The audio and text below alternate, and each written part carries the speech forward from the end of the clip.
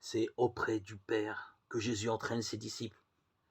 Père, je veux que là où je suis, il soit aussi avec moi. Jean 17, 24.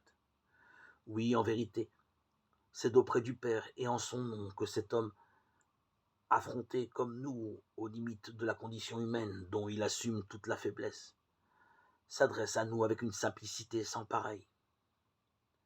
C'est d'auprès du Père qu'il nous dit des paroles mystérieuses, toutes tournées vers la croix, seule pensée de son Père.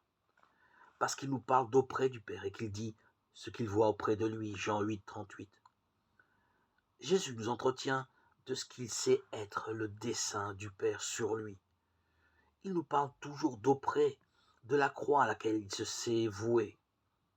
C'est pourquoi ses paroles et ses actes ont leur enracinement dans sa mort et dans sa résurrection.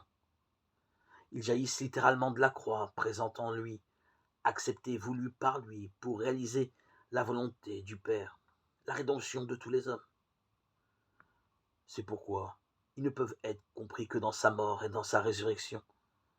C'est leur statut spécifique de ne pouvoir être compris qu'ainsi, dans la communion à sa mort et à sa résurrection, que donne le pain consacré au repas de la scène.